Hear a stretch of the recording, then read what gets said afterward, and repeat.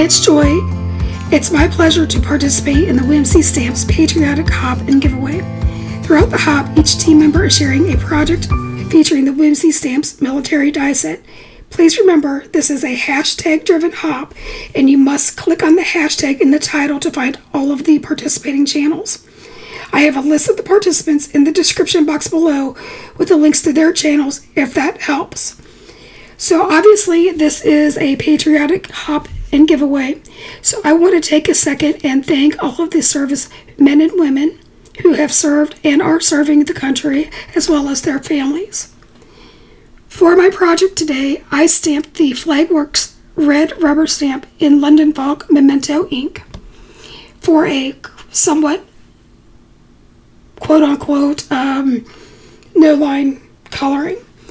So with this type of an image, all of the tick marks or all of the shading is already built in.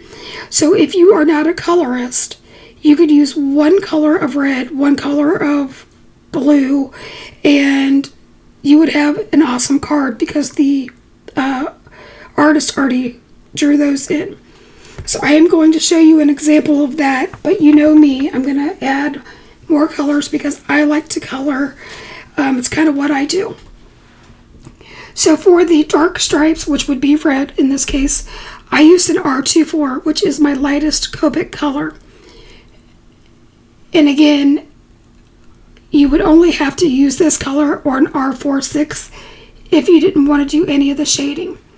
So I am including at least 3 or 4 stripes so that you can see how well this stamp lends itself to a non-colorist. So all you would basically have to do is follow the lines of the flag, which is pretty cool. I did mention that this is a hop-in giveaway.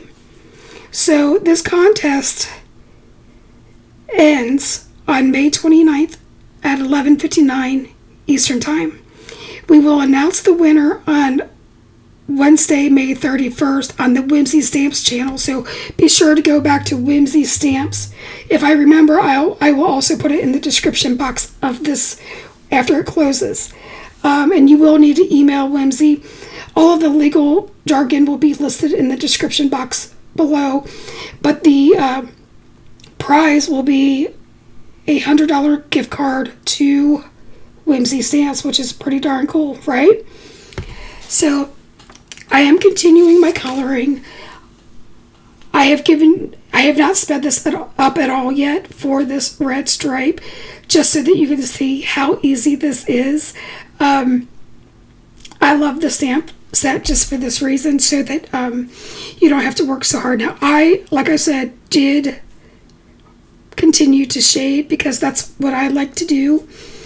Here in a second, you're going to see kind of what I'm talking about. Right there, it looks absolutely fine without any shading. Now, I zoomed in because my head kind of got into the frame a little bit because it was hard to see with this gray stamping. But I am taking an R59 and I am adding shading everywhere where the darkest part of the folds of the flag are. And I'm doing that on every stripe, and I'm going to repeat that even in the white areas, but let's get into that. Now my next color is the R29, and I am extending that R59 just to blend out that shading. Now this is going to look bad before it looks good, and I'm just going to warn you of that, but you're starting to see it come together. Now I'm using my first midtone, which is the R46, and again I am extending that R29 so that we can kind of blend this out so we don't have so many areas of a dark color with a really light color. And I do that for every red stripe. Now, I know in the past I've always told you that I never start with red. I always use my other colors because it's real easy to pick up a red with another color and then smear it. But because this is a no line coloring, I was having a hard time seeing it, so I wanted to make sure that I got the red in. And then I was super duper careful with my grays. Now I've moved on to the R24, which is my highlight color, and I am actually coloring that completely over every one of those stripes. Now, for the white portion of the flag, when you see white, there's always shadow or color of some sort. Usually it's a gray or it's a bluish color. So I am using a C1, and I'm putting that in where all of the folds are, and then I am blending that out with a C0. So we're not getting a whole lot of shading here, but just enough to continue with the ripples of the flag. Then for the stars, remember I told you that this is more of a background for me. I used my B97 and I used one color only, and I kind of dotted it around where the stars are. So you'll see that I lost a little bit of the stars, but I'm not too worried about that. That's fine. Now, if you're worried about it, you could go back in with a gel pen, kind of like I am here, and add some highlights. I used a BV20 and I colored in the background for those fireworks. I ended up not using this, so I didn't include any of that coloring. Now we're coming in with the Flagworks, with the military camo red rubber background. And I'm inking that up with London Fog and Simon Hurley's Midnight Snack so that I get a two-tone. And I'm just using the packaging of the stamp so that I don't get ink on my fingers. If you are interested in any of the products, they will be listed in the description box below. Everything here is Whimsy except for the inks and maybe some of the glue. Here's where I decided that this was a little bit of a too busy of a background. So I am cutting out the flag. At first I cut around the border and I didn't like it. And then I cut out the entire flag. Using the military die set, I cut out the soldiers in 3 pieces of cardstock so that they would be layered up nice and thick like chipboard, and I glued those together. Then I used the dog tag and I colored that gray just with my Copics. And then Lazy Me, I'm always the lazy crafter, I cut out some red, white, and blue and I glued it to the back. And once that is complete, I then trimmed around the border. Now you absolutely could inlay those die cuts. That's just not my thing, so I find it much easier just to put the colored cardstock on the back and cut it out. You be the judge of what you want to do. It's a judge-free place here, so you do you and I'll do me.